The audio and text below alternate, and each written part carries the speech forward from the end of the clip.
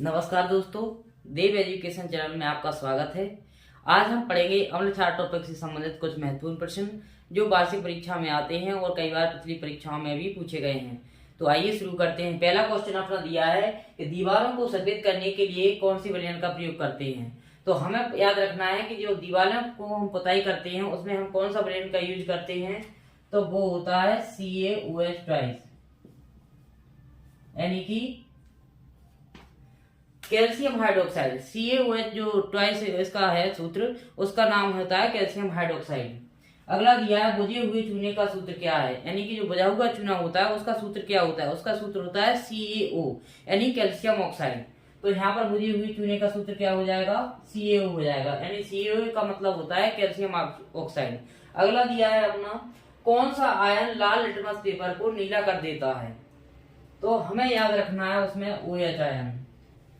कौन सा ion, OH। तो OH का मतलब होता है हाइड्रोक्साइड आयन, यानी कि इसमें पहचान है कि अम्ल क्या करते हैं, अम्ल H पॉजिटिव आयन देते हैं और क्षार क्या करते हैं, OH नेगेटिव आयन देते हैं। ये पहचान है अम्ल और क्षार की। अगला दिया है ऑक्जेलिक अम्ल पाया जाता है, यानी ऑक्जेलिक अम्ल कहाँ पाया जाता है।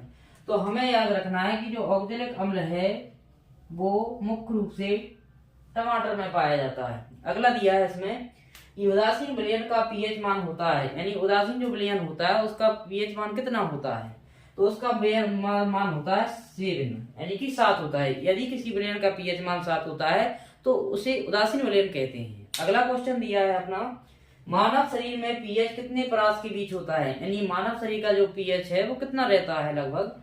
तो उसमें याद रखना है 7.0 से 7.8 के बीच रहता है जो मनुष्य के शरीर का पीएच मान होता है। अगला दिया है इसमें, अगला दिया है सिट्रिक अम्ल पाया जाता है। सिट्रिक अम्ल कहाँ पाया जाता है, नींबू में भी पाया जाता है, ऑब्लिक संतरे में भी पाया जाता है, और जितने खट्टे पदार्थ होते हैं, खट्टे फल होते हैं, उनमें सिट्रिक एसिड पाया जाता है, यानी कि सिट्रिक अम्ल।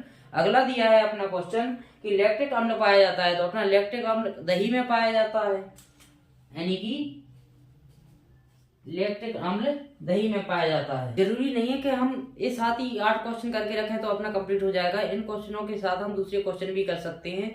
तो आइए हम बता दें कि इस क्वेश्चनों के साथ साथ हम दूसरे क्वेश्चन कैसे करें। जैसे कि इसमें तीसरा क्वेश्चन दिया है कि कौन सा आयन लाल लिटमस पेपर को नीला कर देता है। तो इसमें दिया है कि OH आयन, ये तो हमने याद कर लिया, तो ये तो रटा हुआ कहलाएगा। इसके साथ हम दूसरे क्वेश्चन कैसे करें, देखो हम बताते हैं आपको।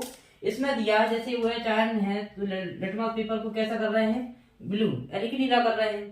तो इसमें देखा इसके साथ हम याद करें H पॉजिटिव आयन, यानी कि ये भी तो हम इस पे क्वेश्चन बना सकते हैं कि कौन सा आयन नीले लिटमस पेपर को लाल कर देता है। तो इसका आंसर हो जाएगा H पॉजिटिव आयन, यानी कि हम एक परिभाषा बना सकते हैं कि H पॉजिटिव आयन जो H पॉजिटिव आयन देते हैं उन्हें कहते हैं अम्ल कहते हैं, यानी कि H पॉजिटिव आयन देने वाले अम्ल कहलाते हैं, OH आयन देने वाले क्षार कहलाते हैं। यानी कि लाल लिटमस पेपर को नीला कौन करता है, तो वो करता है क्षार करता है। और एक बात यहाँ भी देखें कि नीले लिटमस पेपर को लाल कौन करता है, तो लाल कौन करता है, लाल करता है अम्ल करता है। इस प्रकार हम एक प्रश्न के साथ दूसरे क्वेश्चन भी कर सकते हैं। जैसे इसमें दिया है कि इसका सूत्र ही रटे, इसका नाम होता है कैल्शियम हाइड्रोक्साइड और CaO का मतलब होता है कैल्शियम ऑक्साइड।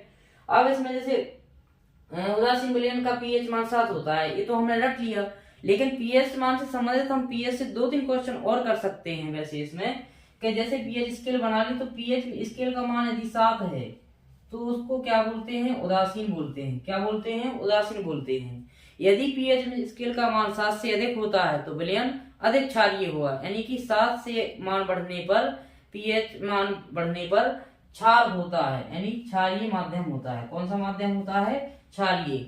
अगला दिया इसमें दिया है यदि पीएच मान 7 से कम होता है तो विलयन कैसा होगा, अम्लीय होगा। इस प्रकार हम एक प्रश्न से के साथ दूसरे क्वेश्चन भी कर सकते हैं। ध्यान रखें, इस प्रकार से तैयारी करना है।